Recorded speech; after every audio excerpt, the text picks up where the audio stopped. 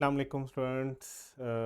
Previous lecture के अंदर हमने जो है वो चैप्टर 13 अपना स्टार्ट किया था। ठीक है, चैप्टर 13 के अंदर हमने कहा था कि हम डिफरेंट एग्जाम्पशंस और टैक्स कंसेशंस को डिस्कस करेंगे। और सबसे पहले जो हमने एग्जाम्पशन डिस्कस की थी वो थी एग्रीकल्चर इनकम। अच्छा, इसको मैं इस लेक्चर के अंदर अगेन थोड़ा सा समझाना चाहूँगा, क्योंकि इसमें थोड़ी सी टेक्निकल चीज़ें हैं जो माइट भी ऐसा है कि आपको कंफ्यूज करें। लाइक हमने कहा था एग्रीकल्चर इनकम जो है वो एग्जाम्प्ट होगी टैक्स से, लेकिन एग्रीकल्चर इनकम का मतलब क्या है वो यही है। ठीक है, कोई भी आपको रेंट या रेवेन्यू रिसीव होता है किसी भी लैंड से जो कि सिचुएटेड है इन पाकिस्तान और यूज़ हो रही है एग्रीकल्चर पर्पज़ के लिए। कोई भी आप इनकम कमा रहे हो ऐसी लैंड से जो सिचुएटेड है पाकिस्तान में थ्रू एग्रीकल्चर, या परफॉर्मेंस कर रहे हो कोई ऐसी जो है, अगर कोई परफॉर्मेंस कर रहा है कल्टीवेटर या receiver of rent in kind of any process, तो उसको जो इनकम मिल रही है वो भी उसकी एग्रीकल्चर इनकम कहलाई जाएगी। उसके बाद अगर वो कल्टीवेटर या रिसीवर ऑफ रेंट जो है वो जो गुड है या प्रोड्यूस है उसको मार्केट में बेचता है, तो उसके अगेंस्ट उसको जो पैसे मिलेंगे वो भी उसकी एग्रीकल्चर इनकम ही समझी जाएगी। तो ये वाला थोड़ा सा ट्रिकी पॉइंट था। इसके अंदर हमने क्या कहा था कि अगर आप किसी को सर्विसेज दे रहे हो और वो सर्विसेज ऐसी हैं कि जिसके अगेंस्ट आप इन काइंड जो है वो ले रहे हो रिटर्न, यानी आप उसके बदले में पैसे नहीं ले रहे, आप इन काइंड में कुछ उनसे जो है वो चीज़ ले रहे हो अपनी सर्विसेज के अगेंस्ट। नॉर्मली वही चीज़ होती है जिसके ऊपर आप सर्विस परफॉर्म कर रहे होते हो। जैसे मैंने आपको अखरोटों की मिसाल दी थी, अखरोट को ऊपर से कवर उतारने की अगर आप सर्विस दे रहे हो और बदले में आपको कुछ अखरोट ही मिल रहे हैं, तो वो जो अखरोट आपको मिल रहे हैं वो आपकी इनकम फ्रॉम एग्रीकल्चर समझी जाएगी, एग्रीकल्चर इनकम समझी जाएगी। और अगर उन अखरोटों को बाद में आप बेचते हो तो उससे जो कमाई आएगी वो भी आपकी एग्रीकल्चर इनकम समझी जाएगी। मतलब दोनों स्टेजेस के ऊपर आपकी वो एग्जाम्प्ट होती है। फिर हमने कहा कि अगर कोई आपकी बिल्डिंग है जो कि एग्रीकल्चर, उस बिल्डिंग से एग्रीकल्चर इनकम आ रही है, अगर वो बिल्डिंग आप ओन करते हो या उसको ऑक्यूपाई करते हो, ये दो बंदों की बात हो रही है। ठीक है, और इस तरह हमने इसके रिलेटेड भी पॉइंट्स पढ़े थे कि वो यूज़ हो रही हो जो है वो एज अ स्टोर हाउस, और आपने उसको बेसिकली उससे रिलेटेड एग्रीकल्चर से रिलेटेड काम के लिए ही यूज़ किया हो। तो ये सारा हमने पढ़ा था। अब इसमें ना एक क्वेश्चन मैं जो आपको बेसिकली करवाना चाह रहा था ना, वो ये क्वेश्चन है से के मकरम मकरम या जो भी इस बंदे का नाम है, ठीक है, इसके पास ना 65 एकर्स हैं एग्रीकल्चर लैंड के, और ये कहाँ पे हैं? बदीन। ठीक है, और एक बिल्डिंग है जो कि बिल्कुल साथ ही है उस लैंड के। ठीक है, इसने रेंट आउट कर दिया 30 एकर्स को अपने लैंड में, मतलब इसके पास है टोटल 65। इसमें से 30 एकर्स जो है ना उसने रेंट पे दे दिए अलोंग विद द बिल्डिंग, और उसने बिल्डिंग भी साथ रेंट पे दे दी। अब ये बंदा क्या है? ये बंदा है जो कि ओनर है, ये ओनर है, और इसी ओनर की ही हम टैक्सेबल इनकम कैलकुलेट करने जा रहे हैं मिस्टर। इसके पास 65 एकड़ थे। इस 65 एकर्स में से ना उसने 30 एकर्स जो हैं वो आगे रेंट पे दे दिए हैं। किसको? डाइनो को। वो डाइनो क्या है? कल्टीवेटर है। अच्छा, डाइनो ने यूज़ की है building as a store house. ठीक है, और माकरम ने रिसीव किया है रेंट। एक तो उसने जो ये 30 एकड़ जो है लैंड दिया, इसका रेंट उसने किया है, एनुअल रेंट उसने रिसीव किया है 7,50,000, और 3,25,000 उसने वो जो लैंड के साथ बिल्डिंग था ना उसका रेंट दिया। तो बेसिकली हुआ क्या है कि इस बंदे के पास लैंड थी जो कि एग्रीकल्चर पर्पज़ के लिए यूज़ हो रही थी, और वो लैंड कहाँ पे थी? बदीन में थी। इसने क्या किया? टोटल इसके पास 65 थी, इसमें से 30 इसने डाइनो को जो है वो रेंट पे दे दी, और साथ साथ एक बिल्डिंग थी जो वहाँ पे साथ ही अटैच उसके लैंड के, वो भी उसने रेंट पे दे दी। बदले में वो रेंट क्या ले रहा है? वो 7,50,000 ले रहा है लैंड के अगेंस्ट, और 3,25,000 ले रहा है बिल्डिंग के अगेंस्ट। ये जो बिल्डिंग उसने दी थी ये एज स्टोर हाउस के वो यूज़ कर रहा है डायनो इसको। अब यहाँ तक अगर हम देखें तो हम ये देखते हैं कि यहाँ पे ये जो है मकरम जो है इसको 30 एकड़ के अगेंस्ट और इस बिल्डिंग के अगेंस्ट रेंट आ रहा है, जो कि एक ये है और एक ये है। क्या ये एग्रीकल्चर इनकम समझी जा सकती है? तो ज़रा इधर आके देखते हैं। अगर कोई भी रेंट रिसीव हो रहा हो, ठीक है, और किसी भी लैंड से जो कि सिचुएटेड हो पाकिस्तान में और यूज़ हो रही हो एग्रीकल्चर पर्पस के लिए, तो ज़रा यहाँ पे देखें। ये एग्रीकल्चर लैंड थी, कहाँ पे थी? बदीन में थी, जो कि पाकिस्तान में है, तो ये भी कंडीशन पूरी होगी। और ये लैंड जो है वो डाइनो को रेंट पे दी है, जो कि कल्टीवेटर है, उसने यहाँ पे काश्तकारी वगैरह करनी है, तो एग्रीकल्चर के लिए यूज़ हो रही है। सो ये वाला जो रेंट है ये तो आपका एग्रीकल्चर इनकम ही समझी जाएगा और ये एग्जाम्प्ट होगा। अच्छा, फिर बिल्डिंग की बात कर लेते हैं जिसका 3,25,000 रुपये किराया आ रहा है। इस बिल्डिंग को डाइनो यानी एक कल्टीवेटर ने रेंट पे लिया हुआ है और वो इसको यूज़ कर रहा है एज स्टोर हाउस। तो हम यहाँ पे जब जाते थे तो हम कहते थे कि कोई भी अगर इनकम आ रही है एक बिल्डिंग से, उसको एग्रीकल्चर इनकम समझा जाएगा अगर बिल्डिंग को ओन या ऑक्यूपाई कर रहा है कल्टीवेटर और रिसीवर ऑफ रेंट। ठीक है, मतलब इस केस में जो है वो ओन उसको कौन कर रहा है, मकरम कर रहा है, और जो उसको ऑक्यूपाई कर रहा है वो डाइनो कर रहा है जो कि कल्टीवेटर है। बिल्डिंग जो है वो बिल्कुल लैंड के साथ ही होनी चाहिए और उसको यूज़ किया जाना चाहिए एग्रीकल्चर पर्पस के लिए। तो यहाँ पे भी जो है वो एग्रीकल्चर लैंड के बिल्कुल साथ ही है, सॉरी, एग्रीकल्चर के लैंड के बिल्कुल ही इमीडिएट विसिनिटी में है। और ये जो है साथ ये भी कहा जा रहा है कि building is use for store house. तो इस क्वेश्चन के अंदर भी जो बिल्डिंग है उसको एज अ स्टोर हाउस ही यूज़ किया जा रहा है। तो ये भी 3,25,000 भी आपकी एग्रीकल्चर इनकम है और ये भी एग्जाम्प्ट होगी। अच्छा, अब आगे चलते हैं। आगे चलने से पहले ना एक हमने ये पढ़ा था rule, agriculture produce as raw material. ठीक है, इसको भी थोड़ा सा रिवाइज कर लेते हैं। Where a person who is a cultivator और receiver of rent in kind uses agriculture produce as raw material in his business. जब भी कोई कल्टीवेटर या रिसीवर ऑफ रेंट यूज़ करता है किसी भी एग्रीकल्चर गुड को as raw material in his business, then the business income shall be computed as follow. तो फिर उसकी बिजनेस इनकम कैसे निकाली जाएगी? उसकी टोटल जो भी उसकी इनकम होगी यानी जितनी भी उसकी सेल्स होंगी उसमें से, यहाँ पे सेल आ जाएंगी, उसमें से हम लेस कर देंगे market value of agriculture produce use as raw material. जो उसने रॉ मटेरियल के तौर पे यूज़ किया वो इसमें से लेस हो जाएगा, तो फिर आपके पास आ जाएगा। अच्छा, यहाँ पे हमने फिर ये भी पढ़ा था कि only above can amount can be deducted, no other expense shall be allowed. अच्छा, इसको मैं समझाना चाहता था। ये इसका मतलब ये है कि देखो, या तो आप क्या करो, मार्केट वैल्यू ले लो उस एग्रीकल्चर गुड की जो रॉ मटेरियल के तौर पे आपने यूज़ किया है, या फिर उसको काश्त करने के लिए जो खर्चा है ना वो ले लो। दो और चीज़ें एक साथ नहीं ले सकते कि भाई आप मार्केट वैल्यू भी ले लो, बाद में जो बाकी खर्चे हैं जैसे खाद का खर्चा, बीज का खर्चा, ये जो चीज़ें हैं इसको फिर आपने डिडक्ट नहीं करना। एक चीज़ करनी है, क्योंकि इसके पीछे देखें रीज़न है। हमने कहा कि आप एग्रीकल्चर लैंड के ऊपर कोई काम करते हो तो उससे इनकम जो है वो आपकी एग्जाम्प्ट है। हमने कहा कि अगर आप उससे कुछ चीज़ उगाते हो और उसको या बिल्डिंग को रेंट पे लेते हो, या सॉरी, हमने कहा कि एग्रीकल्चर लैंड अगर आपने रेंट पे दिया है तो उसकी इनकम एग्जाम्प्ट है। अगर आप वहाँ से खुद कुछ काश्तकारी करते हो और उसके बाद वो चीज़ बाहर जाके मार्केट में बेचते हो तो वो भी एग्जाम्प्ट है। इवन कि अगर कोई आपसे रेंट इन काइंड पे जो है वो आपको सर्विसेज दे रहा है तो उसको जो रेंट इन काइंड मिल रहा होगा वो भी एग्जाम्प्ट है, बाद में वो जो बेचेगा वो भी एग्जाम्प्ट है। ऐसी सारी चीज़ें हमने एग्जाम पढ़ ली। एक चीज़ हमने कहा कि अगर एक बंदा जो है वो एग्रीकल्चर से खुद कुछ जो है वो कमा रहा है वो तो एग्जाम्प्ट है, वो तो इसकी सारी इनकम एग्रीकल्चर एग्जाम्प्ट होगी। लेकिन अगर ये आगे अपनी फैक्ट्री में लेके जाके उस चीज़ से कोई और चीज़ बना के आगे बेचता है तो फिर वो जो फैक्ट्री की इनकम है ना वो उसकी इनकम फ्रॉम बिजनेस है, वो एग्रीकल्चर इनकम नहीं है, तो वो एग्जाम्प्ट नहीं है। फॉर एग्जांपल, हम कहते हैं कि एक बंदा है जिसके पास ना ये एक लैंड है, इसके इतनी सी जगह पे उसने एक बिल्डिंग बनाई हुई है, वो भी लैंड के लिए यूज़ कर रहा है, ये सारा एरिया वो काश्त करता है। उसके बाद उसने यहाँ पे फैक्ट्री बनाई हुई है, यहाँ से के वो चावल उगाता है, चावलों को जो है ना उसमें से छिलका वगैरह उतार के वो यहाँ पे ले आता है फैक्ट्री में, यहाँ पे उसके ऊपर जो है ना फिनिशिंग वगैरह करके वो सफ़ेद चावल, एक रिफाइंड किस्म के चावल बना के ना वो बेचता है। अब इस एरिया में जो भी उसने एक्टिविटी की है वो सारी एग्रीकल्चर एक्टिविटी है और वो उसकी इनकम एग्जाम्प्ट है। मतलब इसको वो मार्केट में जाके बेच सकता था चावल विदाउट इसको अपनी फैक्ट्री में प्रोसेस किए हुए, तो ये बाहर बेच सकता था, तो अगर बेचता तो इसकी इनकम एग्जाम्प्ट थी। लेकिन अगर वो इसको इधर ले आया है, ठीक है, अपनी फैक्ट्री में ले आया, अब फैक्ट्री बेस में उसने मज़ीद काम किया है चावलों के ऊपर, और उसके बाद चावलों को रिफाइन करके बेचेगा, तो जो इससे पैसा कमाएगा ना ये उसकी इनकम फ्रॉम बिजनेस है, ये उसकी एग्रीकल्चर इनकम नहीं है। क्यों? क्योंकि ये तो उसका बिजनेस था।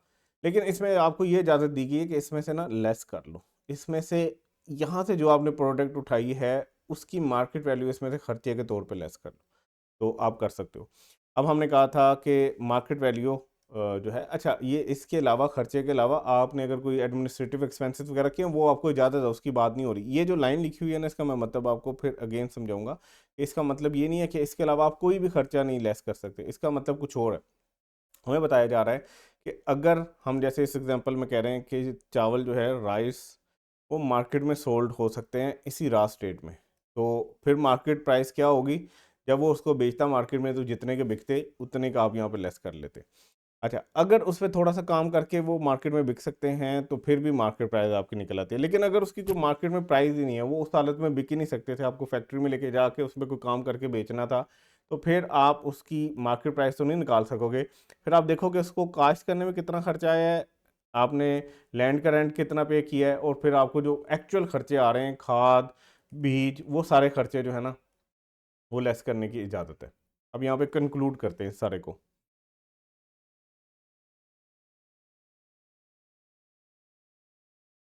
आपको एग्रीकल्चर से जो भी इनकम आएगी, जो हमने पहले वाले पिछली स्लाइड में पढ़ा है, वो सारी इनकम एग्जाम्प्ट है। लेकिन आप अगर एग्रीकल्चर प्रोडक्ट को एज रॉ मटेरियल यूज़ करना चाहते हो, तो फिर वो आप मार्केट में तो नहीं बेच रहे। मार्केट में अगर वो चीज़ बेच रहे होते तो आपकी उसमें जो इनकम आती है वो आपकी एग्जाम्प्ट हो जाती। लेकिन अब आप उसको क्या कर रहे हो, एज रॉ मटेरियल उसको यूज़ करके उससे कोई और चीज़ बना के फैक्ट्री के अंदर, तो फिर उसको बेचना चाहते हो। अब जो फैक्ट्री से चीज़ बन के बिकेगी ना, वो आपकी इनकम फ्रॉम बिजनेस है और वो एग्जाम्प्ट नहीं है। लेकिन आपको उसमें से, इनकम फ्रॉम बिजनेस में से, एक खर्चा लेस करने की इजाज़त है कि भाई जितने की तुम ये मार्केट में चीज़ बेचते ना एग्रीकल्चर, उतना यहाँ से लेस कर लो, ताकि तुम्हारी उतनी इनकम तो एग्जाम्प्ट हो जाए ना, कि जितने का तुम मार्केट में बेच के एग्जाम्पशन ले सकते थे, अब वो अपना खर्चा यहाँ से निकाल लो, तो तुम्हारी बिजनेस इनकम में से उतनी कम हो जाएगी बिजनेस इनकम, बाकी के ऊपर तुम्हें टैक्स देना पड़ेगा। अब कुछ चीज़ें ऐसी होती हैं जो मार्केट में रॉ मटेरियल की फॉर्म में ही बिक जाती हैं। जैसे हम कहते हैं कि गंदम इट्सेल्फ भी आप उगा के बेच सकते हो और आटा बना के भी बेच सकते हो। ठीक है, तो अगर गंदम इटसेल्फ बिक सकती है, या इसको थोड़ा सा इसके दानों को थोड़ा सा साफ वगैरह करके बेचा जा सकता है, तो फिर तो मार्केट प्राइस है, तो फिर उसको अपनी बिजनेस इनकम में से लेस कर लेना।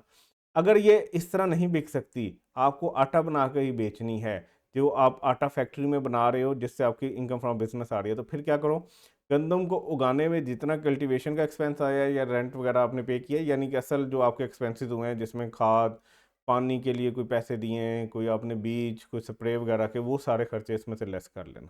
तो ये बेसिकली था। अब ज़रा उसी क्वेश्चन पे फिर जाते हैं। अच्छा, माकरम जो है वो एक छोटी सी जो है ना, वो running a small rice husking unit, मतलब उसने ना इसी जगह पे अपना एक छोटा सा यूनिट भी लगाया हुआ। उसके बाद देखो 65 एकर्स जगह थी, जिसमें से 30 तो उसने आगे दे दिया रेंट पे, बाकी इसने हस्किंग यूनिट लगाया हुआ है जिसमें ये चावल निकालता होगा। He used entire agriculture produce in his husking unit which is grown on remaining portion of the land। उसके पास टोटल लैंड कितनी थी? उसके पास टोटल लैंड थी 65 एकर्स। ठीक है, 65 एकर्स में से 30 एकड़ इसने दे दिया, बाकी इसके पास जो है वो 30 एकड़ बच गई। मतलब ये से कि हम कहते हैं कि ये टोटल 65 एकड़ थी, इसने ये वाला 30 जो है वो रेंट पे दे दिया, बाकी इसके बाद 35 बच गया।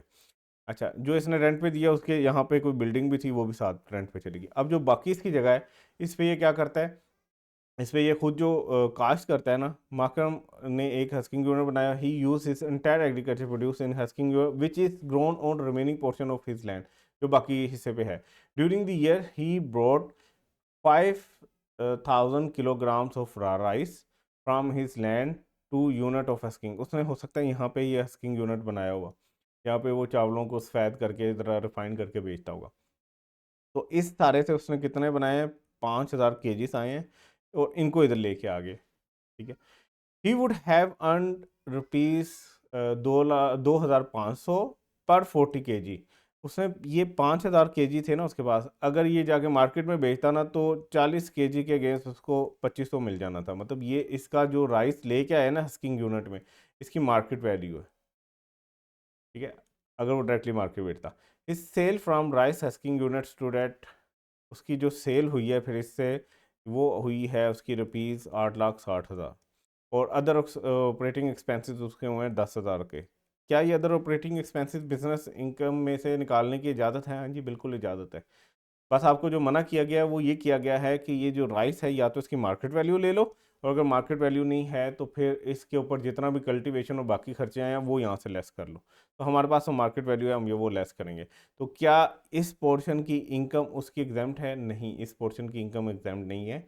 हाँ, उसको इजाज़त है कि जो उसने एग्रीकल्चर प्रोड्यूस को एज रॉ मटेरियल यूज़ किया है उसकी मार्केट वैल्यू लेस कर सकता है इसमें से। तो अब आंसर देख लेते हैं। इस क्वेश्चन में दो तरह की इनकम थी। एक तो थी इनकम जो कि एग्रीकल्चर इनकम थी, ठीक है। एग्रीकल्चर इनकम वो थी जो लैंड के अगेंस्ट मिल रही थी, और एक थी जो बिल्डिंग के अगेंस्ट मिल रही थी। इसने जो डाइनो को रेंट पे दी हुई थी, ये दोनों चीज़ें, इन दोनों को मिलाओ तो ये इतना बनता है 1 मिलियन और 75,000। फिर इसकी एक इनकम थी इनकम फ्रॉम बिजनेस, जिसकी वर्किंग वन करते हैं। इससे उसने रेवेन्यू कितना कमाया? 8,60,000, ठीक है। और लेस इसको इजाज़त है कि ये वैल्यू, मार्केट वैल्यू प्रोड्यूस को जो रॉ मटेरियल के तौर पे यूज़ किया, इसको लेस कर सकता है।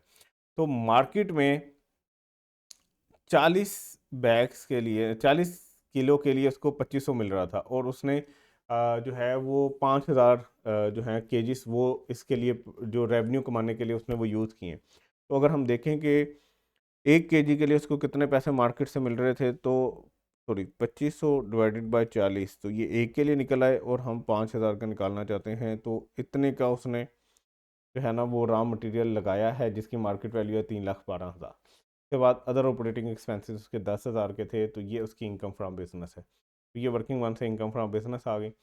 अब हमने टोटल इनकम यहाँ पे आ गई आपकी, दोनों को सम करके, इसमें से एग्जेम्प्ट होती है एग्रीकल्चर इनकम, ये दोनों इसमें से लेस कर दी, तो ये उसकी टैक्सेबल इनकम है।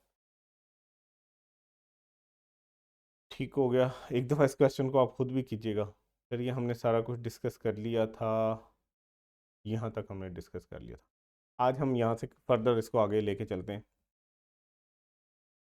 Federal government, provincial government and local government income.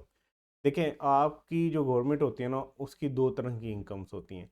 एक होती है टैक्स इनकम, और एक होती है अदर देन टैक्स इनकम। ठीक है, टैक्स इनकम का मतलब क्या होता है कि वो आम अपने सिटीजन से टैक्स कलेक्ट करते हैं और उससे अपने खर्चे पूरे कर रहे होते हैं। और नॉन टैक्स इनकम का मतलब क्या है कि जैसे आपको पता है, हमारे कुछ ऐसे इदारे बनाए होते हैं गवर्नमेंट ने, जिसके अगेंस्ट वो कुछ पैसे भी ले रही होती है। जैसे पोस्ट ऑफिस की बात कर रहे थे, पाकिस्तान पोस्ट ऑफिस वो गवर्नमेंट का इदारा है। आप अगर कोई पोस्ट करने के लिए चीज़ वहाँ पे जाओगे तो वो आपसे चार्जेस लेंगे, तो वो चार्जेस जो गवर्नमेंट के पास आ रहे हैं वो भी उसकी इनकम है। अच्छा, गवर्नमेंट ने बहुत से इदारे बनाए हुए हैं, हॉस्पिटल, स्कूल, इसी तरह जो है वो आटे की फैक्ट्रियाँ भी होंगी, शुगर फैक्ट्रियाँ, गवर्नमेंट के अपने बैंक्स हैं, हर तरह के काम में गवर्नमेंट इन्वॉल्व हो सकती है इनकम कमाने के लिए। तो गवर्नमेंट इनकम कमा सकती है। The income of federal government shall be exempt from tax, लेकिन उसकी जो भी इनकम होगी ना उसके ऊपर टैक्स नहीं लगा करेगा। ठीक है, मतलब एफपीआर भी उसका अपना ही इदारा है, अपने ऊपर ही टैक्स खुद को देने से बेहतर है कि भाई एक सिंपल ये वाला सेक्शन इंट्रोड्यूस करवा दिया जाए, सेक्शन 49, के भाई गवर्नमेंट के पास ही टैक्स घूम फिर के आना है ना, तो गवर्नमेंट टैक्स नहीं देगी। तो फेडरल गवर्नमेंट की जितनी भी इनकम होगी वो एग्जाम्प्ट होगी। The income of provincial and local government in Pakistan shall be exempt from tax. ठीक है, तो फेडरल गवर्नमेंट को एग्जाम्प्ट है ही है, प्रोविंशियल और लोकल गवर्नमेंट की इनकम भी एग्जाम्प्ट है। होएवर इनकम फ्रॉम बिजनेस, अगर ये दोनों गवर्नमेंट्स, प्रोविंशियल या local government, income from business कर रही है जो कि ड्राइव हुआ है प्रोविंशियल लोकल गवर्नमेंट की तरफ से फ्रॉम अ बिजनेस आउटसाइड इस जुरिडिक्शन, तो इसके ऊपर टैक्स लगेगा। अब जरा मैं आपको एक्सप्लेन करता हूँ। पंजाब गवर्नमेंट है, ठीक है। पंजाब गवर्नमेंट ने जो है ना कोई एक बिजनेस इंट्रोड्यूस करवाया है। बिजनेस इंट्रोड्यूस करवाया है, और उस बिजनेस के थ्रू वो क्या करते हैं, बाकी सूबों में भी लाइक केपीके में भी जाके चीज़ें बेच रहे हैं। ठीक है, अब अगर इस गवर्नमेंट ने, पंजाब गवर्नमेंट है, ये सूबे की गवर्नमेंट है, अगर तो पंजाब में ही ये कोई कारोबार करती और उससे इनकम कमाती, तो ये तो इनकम इसकी एग्जाम्प्ट थी। लेकिन इसने अपनी जुरिडिक्शन के एरिया से, पंजाब के एरिया से बाहर जाके किसी और सूबे में जाके अगर इसने कोई इनकम कमाई, तो उसके ऊपर टैक्स लगेगा। सेम इसी तरह आप कहें कि किसी खास ज़िले की जो गवर्नमेंट है वो किसी और ज़िले में से अगर इनकम कमा रही है तो उसके ऊपर भी टैक्स लगेगा, तो ये अदरवाइज एग्जाम्प्ट है। लेकिन अगर आप अपनी जुरिडिक्शन से बाहर करोगे तो फिर आपको टैक्स जो है वो आपकी इनकम चार्जेबल टू टैक्स बनेगी। Any person making payment to federal provincial local government shall not deduct tax. Normally क्या होता है जब कोई कंपनी किसी को पे कर रही होती है, से कि एक कंपनी है नेस्ले, ये जो है वो पे कर रही है जे डॉट को कोई पैसे पे करने, तो नेस्ले वाले क्या करेंगे, जे डॉट का टैक्स काट लेंगे उसकी इनकम पे जब उसको पेमेंट हो रही है उसी टाइम। इसको हम कहते हैं विद होल्डिंग टैक्स। लेकिन अगर फेडरल गवर्नमेंट, प्रोविंशियल गवर्नमेंट और लोकल गवर्नमेंट को कोई पैसे दे रहे हो आप, तो उसके ऊपर कभी भी टैक्स डिडक्ट नहीं करना, क्योंकि टैक्स डिडक्ट करके भी उनके पास ही जमा होना है ना, गवर्नमेंट के पास ही जाना है, तो उनसे आपने डिडक्ट नहीं करना, ये बाकायदा बता दी गया आपको। फिर पॉइंट 4 में कहते हैं exemption shall not be available in the following cases. लेकिन ये जो एग्जाम्पशन है ऊपर वाले पॉइंट्स में है कि ना फेडरल गवर्नमेंट टैक्स देगी, ना प्रोविंशियल, ना लोकल, और ना उनका विद होल्ड हुआ करेगा, उनका टैक्स भी डिडक्ट नहीं करेगा कोई। ये 3 एग्जाम्पशन थी इनके लिए, ठीक है, फेडरल के लिए, प्रोविंशियल, लोकल के लिए, और उनकी विद होल्डिंग टैक्स की भी नहीं होनी। अब एग्जाम्पशन नहीं है इन केसेस में कॉरपोरेशन, कंपनी एस्टेब्लिश बाय और अंडर फेडरल और provincial government, corporation, company set up own control by federal government और provincial government. The above rule apply ignoring the fact that the ultimate destination of income resides with the federal provincial government. अगर किसी government ने ना कोई company खोली हुई है और उस कंपनी की इनकम है, मतलब इट्स सिर्फ गवर्नमेंट की इनकम नहीं है, उस कंपनी की इनकम है, तो इसके ऊपर टैक्स लगा करेगा, ठीक है। फॉर एग्जांपल पंजाब गवर्नमेंट एक जो है ना वो कंपनी रजिस्टर करवाती है। अब जब कंपनी रजिस्टर होगी तो ये उसका अपना प्रोजेक्ट नहीं है, उसने एक नई एंटिटी रजिस्टर करवा दी, चाहे वो गवर्नमेंट की ही कंपनी है, लेकिन जब एक कंपनी बन गई या एक कॉरपोरेशन बन गई तो उस कॉरपोरेशन की इनकम होगी, अब गवर्नमेंट की इनकम नहीं है, उस कंपनी या कॉरपोरेशन की इनकम है, तो उसके ऊपर टैक्स लगेगा। लेकिन अल्टीमेटली कहाँ पे जाना है, यहाँ पे ये इग्नोर कर दिया गया कि भाई अल्टीमेटली घूम फिर के बेशक कंपनी की ही इनकम है, लेकिन है तो वो कंपनी भी गवर्नमेंट की, तो गवर्नमेंट के पास ही जाना है। लेकिन आपने पॉइंट क्या याद रखने हैं, फेडरल गवर्नमेंट की इनकम एग्जाम्प्ट है, प्रोविंशियल और लोकल गवर्नमेंट की इनकम एग्जाम्प्ट है, लेकिन वो अगर अपनी ज्यूरिडिक्शन से बाहर जाते हैं तो फिर चार्जेबल है, ठीक है। कोई भी बंदा जो पेमेंट करेगा फेडरल को, प्रोविंशियल को या लोकल को, वो उसका टैक्स नहीं डिडक्ट करेगा। ये एग्जाम्पशन नहीं है किसी भी कॉरपोरेशन पे, कंपनी पे जो कि इस्टेब्लिश की है फेडरल या प्रोविंशियल गवर्नमेंट ने, या corporation, company setup on control by federal और प्रोविंशियल गवर्नमेंट। पहले में क्या है, इस्टेब्लिश बाय और अंडर फेडरल गवर्नमेंट, दूसरे में है setup on and control by federal और प्रोविंशियल गवर्नमेंट। तो ये आपने याद कर लेना, सिंपल सा है, बड़ा आसान सा है, तो इसमें आपको कोई टेक्निकल इशू नहीं आना चाहिए, आप आसानी से इसको याद कर सकते हो। देन हम बात कर लेते हैं foreign source income of short term resident individual. अब ये इंपॉर्टेंट है, ये दो जो अभी हम पढ़ेंगे ना चीज़ें, ये आपकी इंपॉर्टेंट है, इसको अच्छे से आपने करना है।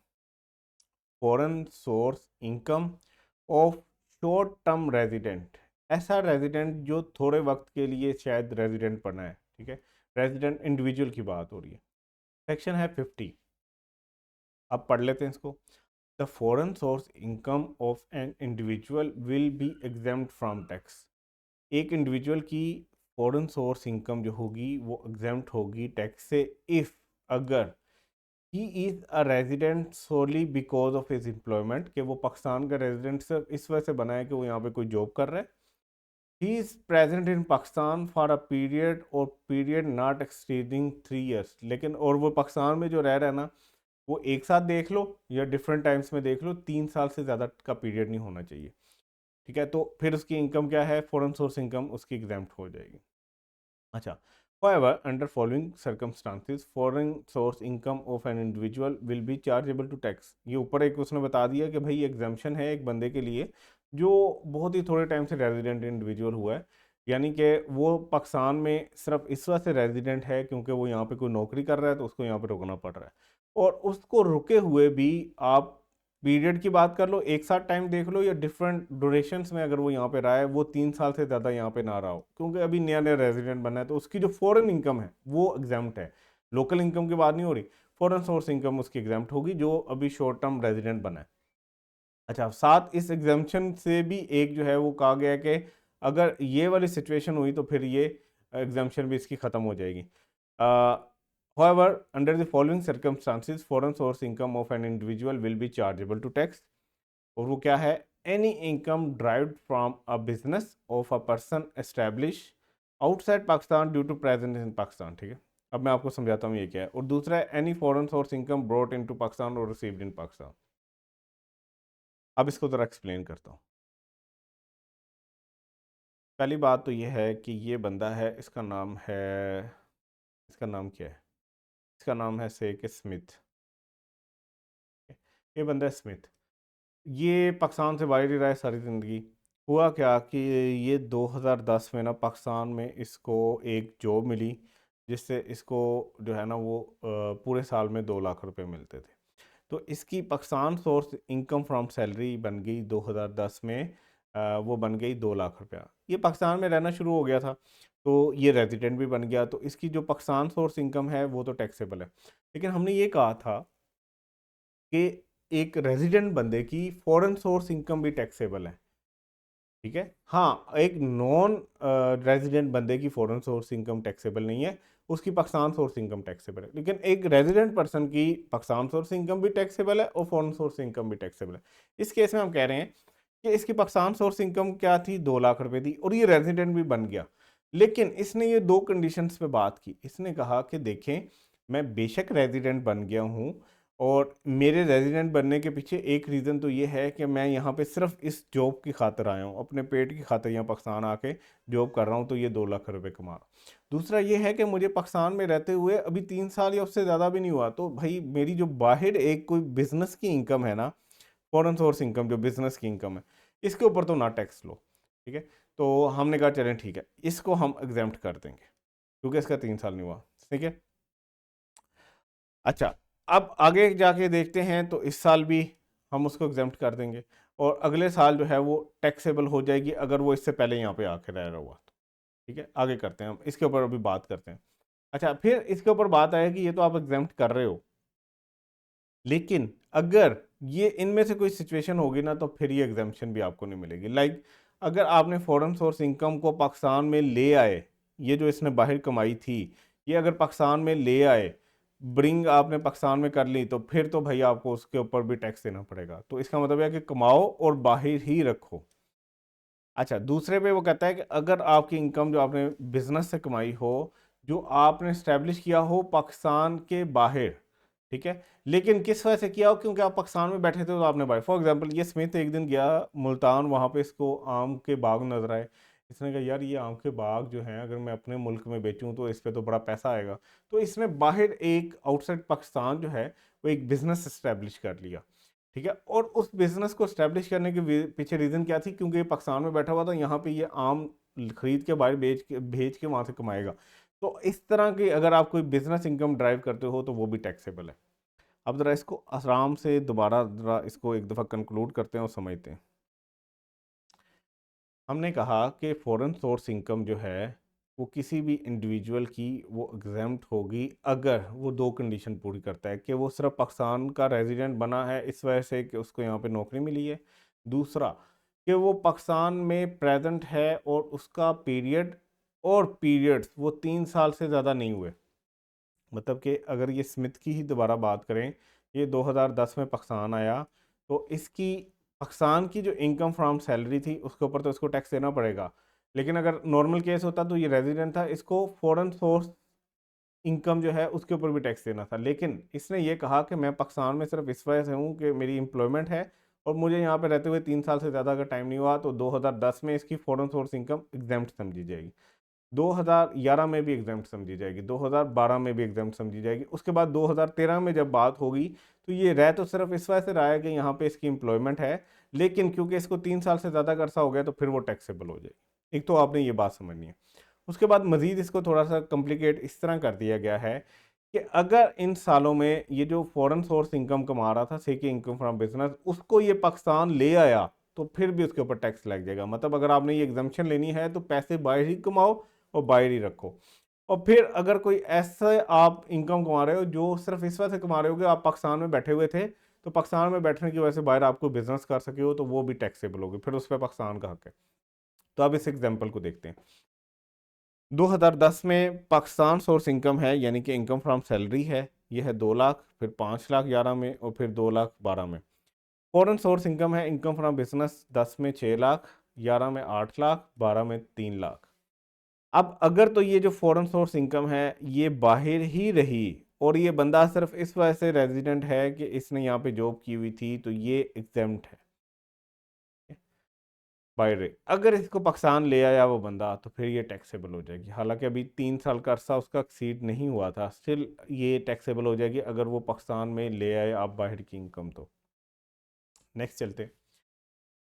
नेक्स्ट है foreign source income of returning expatriates. क्या है एक्सपेट्रिएट्स? ठीक है, एक्सपेट्रिएट्स।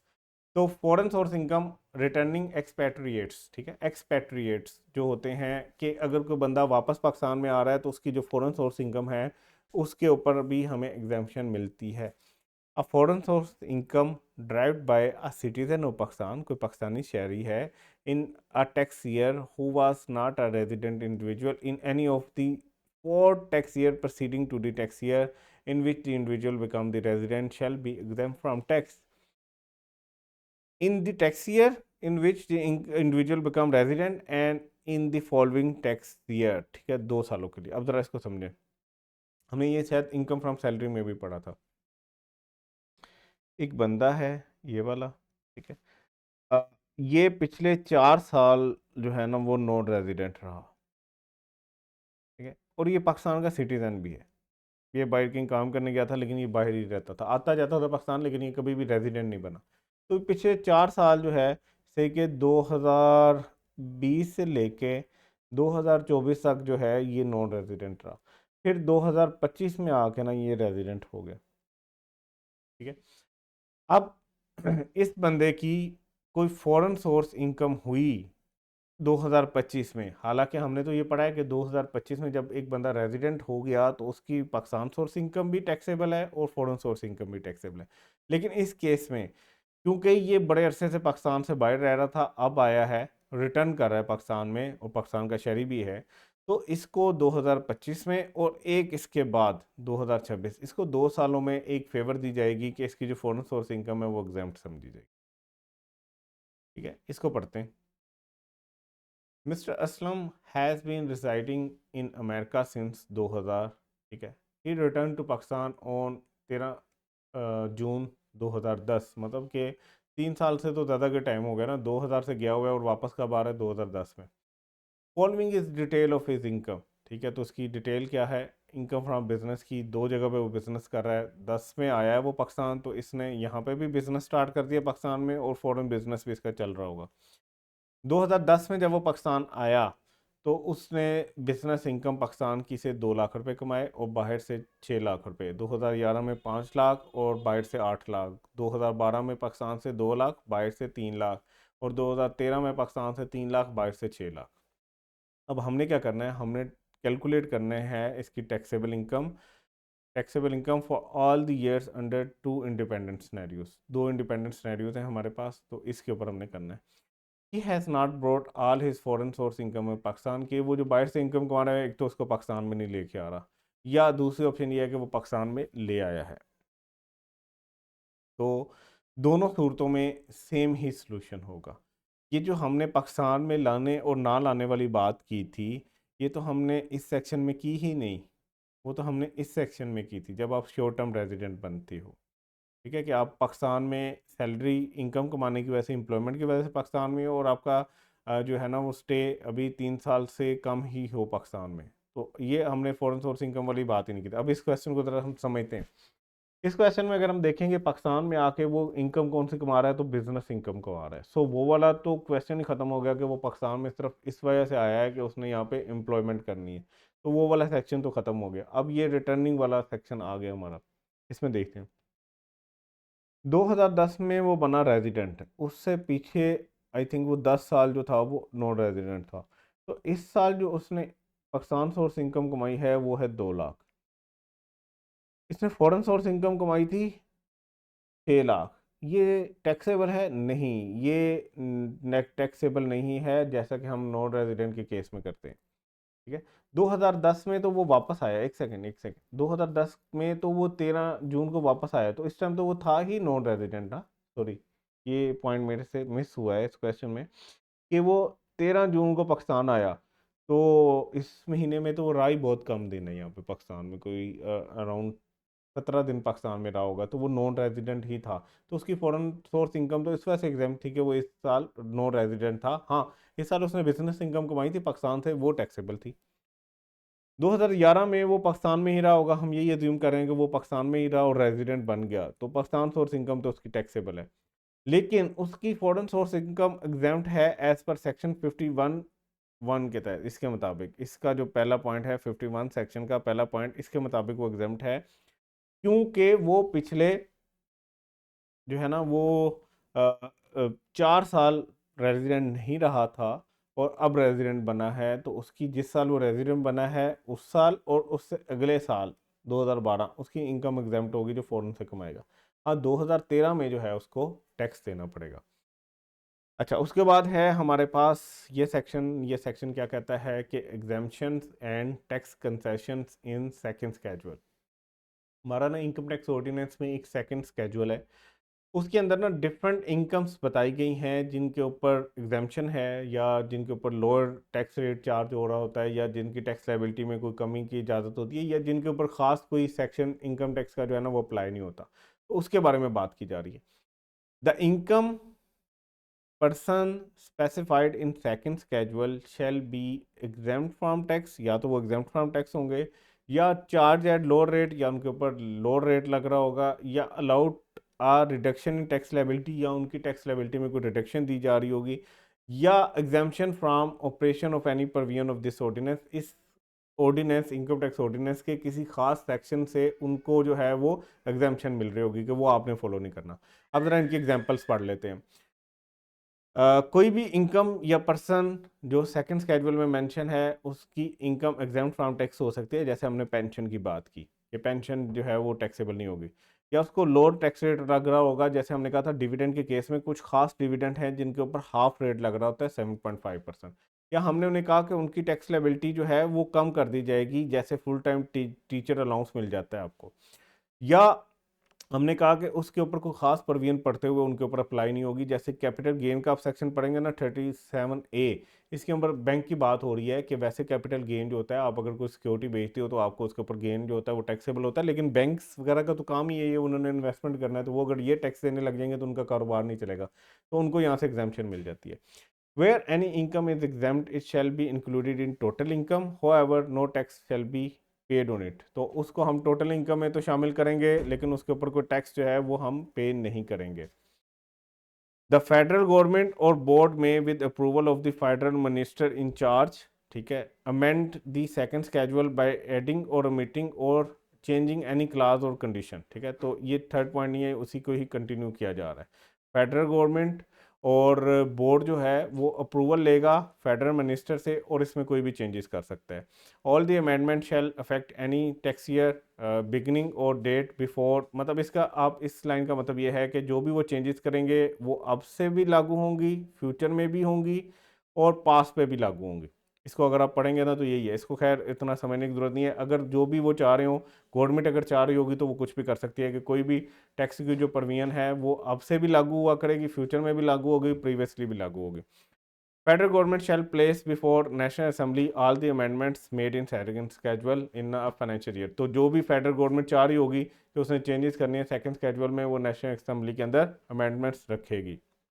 अच्छा, उसके बाद है exemptions and tax provisions in other law. अच्छा, किसी और लॉ के अंदर जैसे सेल टैक्स के अंदर कोई एग्जाम्पशन दी हुई है किसी इनकम के ऊपर, या उसके ऊपर टैक्स रिड्यूस लगाया हुआ है, या उसकी लायबिलिटी रिड्यूस कर रहे हैं, या उसके ऊपर एग्जाम्पशन है, उसका अफेक्ट नहीं होगा हमारे वाले ऑर्डिनेंस के अंदर। Limitation of exemption. Where any income is exempt from tax, exemption shall be limited to the original recipient and not the person receiving from the payment of it. Like अगर हमने कहा है कि एग्रीकल्चर इनकम, एक company की agriculture income है तो ये एग्जाम्प्ट है, लेकिन उस कंपनी के शेयर होल्डर्स को जो डिविडेंड मिल रहा है ना उसके ऊपर ये एग्जाम्पशन लागू नहीं होगी, जिस एक्चुअल जिसके ऊपर इनकम के ऊपर है वो एग्जाम्प्ट होगी, उससे फर्दर अगर किसी की इनकम बन रही है तो उसके ऊपर ये लागू नहीं होगा। अच्छा, फिर हमारे जनरल एग्जाम्पल्स हैं। वो आप इसको कर लीजिएगा। ये सेक्शन 55 से रिलेटेड है, इसको आप पढ़ लीजिएगा। तो हमारा ये चैप्टर कंप्लीट हुआ। इंशाल्लाह नेक्स्ट चैप्टर हम स्टार्ट करेंगे नेक्स्ट लेक्चर में। अपना ख्याल रखिएगा। अल्लाह हाफिज़।